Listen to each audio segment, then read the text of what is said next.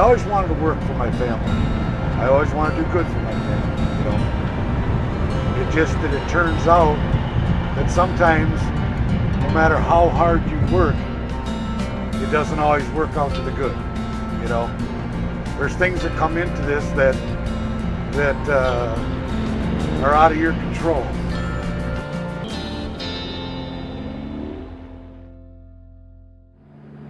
And I remember when I first started, they were both little. Beth would hold them up in that brick house that you saw, and I'd be standing there when I was leaving because our driveway went right past her house, and I'd see her, all three of them. She'd have one in each arm, and her, and I'd look over before I left for a trip, and all of them were crying at the same time. I don't remember a lot of my childhood. Like,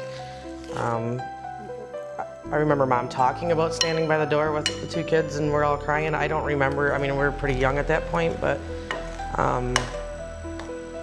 I guess when we were little, Mom was the mom and the dad. In the early days, when I was really young, Dad drove trucks, so he'd be gone for a week or two at a time.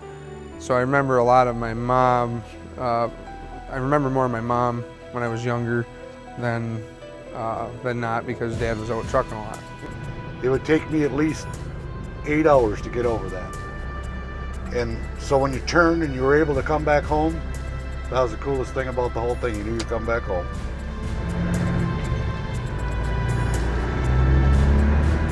Because I was taught when I grew up, as long as you work hard, you'll be okay. But that's not the truth. When you get into the big world, there's a lot of people out there that are willing to take advantage of it. I was a farm kid, I didn't know that. There came a time that I was doing pretty well. We were doing pretty well. And we did a job for this fella, and it was a large dollar job. And when we finished that job, and she'd get her check, we didn't get a check. There was really tough times right then. And I probably was, because this is a small community, I was probably more ashamed to come to church than anything else.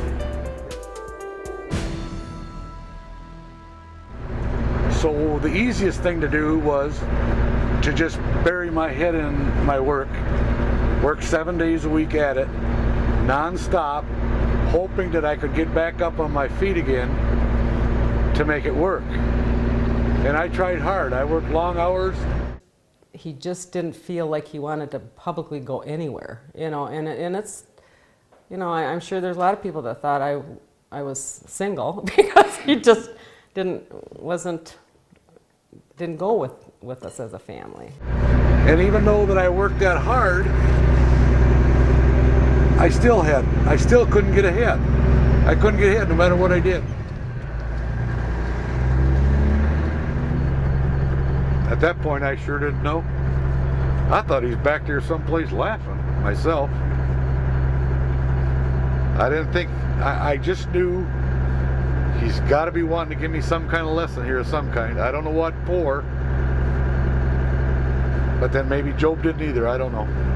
I think he thought Jesus gave up on him because he worked so hard and tried so hard, and anybody that works so hard and tries so hard, things should work out. As we were struggling along, we always made our payroll, and we had made payroll that day, and I seen my wife Beth standing in the corner by the pop machine. And I was taking out the quarters and the dimes and the nickels that were in the Coke machine at the shop because I needed groceries and I had no money. We didn't have anything left to put on the table but that change for our food. And what bugged me the most is the fact that I saw her crying, and from a distance I heard her say this: "It's okay, Lord. I know you'll take care of us." I knew there was money in there and I knew I could get groceries and that would get us through another few days, and we'll see what happens in a few days after that. And that's the part that made me feel so small. No matter what I did, I still couldn't get this right. And during that time, it would get so bad that I couldn't see the road because I was crying so hard. And I'd have to pull over in a rest area and wait till I could do that again. The guy that stood in my wedding, my best man, son, told my son that your dad's a failure. I had gone to my mom and dad and I said, you know, I knew that they were all right. They were all right with money on the farm. And I said to my dad and mom, you know, could we get a little help? Could we borrow some money from you? And my dad looked at me and he said, if you were a farmer, I'd have helped. You're no farmer. Can't help. I told him, is he did think he had to work 24/7. And I said, but if you had God in your life, it would be easier. He will help you. Ask for help, you know. And he didn't feel like he was worthy to even do that. And so I do think I know how desperate he was. I mean, there was even, I remember one time thinking, is he going to, and this is me again worrying, is he going to drive his truck up a tree somewhere on purpose? And that's a scary thought. And at the end of the week, I said to her, you know I've tried everything to make this thing go. I can't make it go. I'm against the wall and I can't make this thing go any better.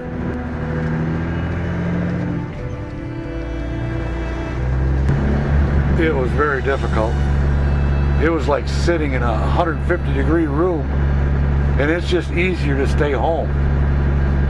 You know, that point when you show up there, you're under a lot of pressure, and at that point it's just easier to take a hike and stay away. That's what, it's more difficult to get back in there than you think.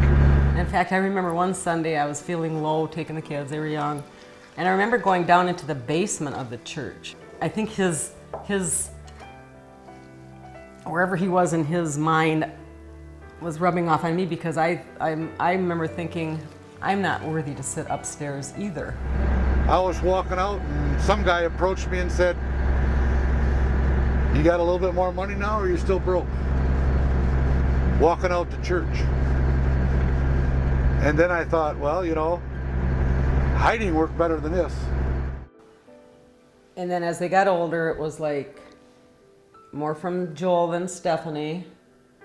Well, Dad's not going to church, so why do I have to go to church? So then it would be that thing. So then I was really getting on him, bugging him more to go, because I could see what it was going to do. I didn't want my kids to grow up thinking that you didn't go to church.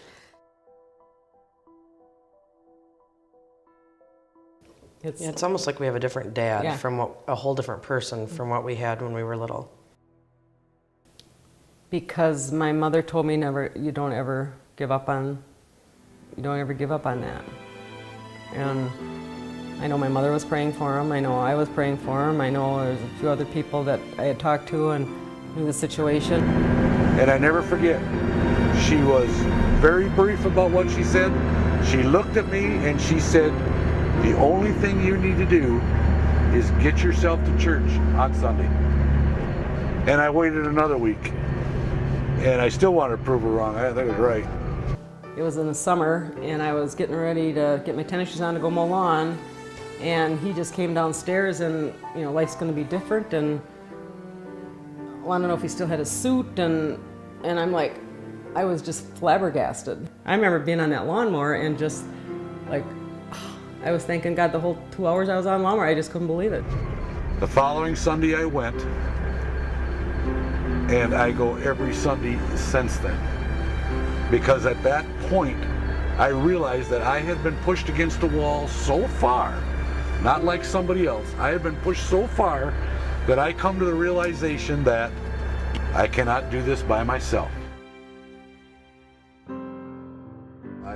I knew at that point there was nothing else I could do. And I went there, and that's when it dawned on me, the lights come on. I go Sunday instead of working Sunday.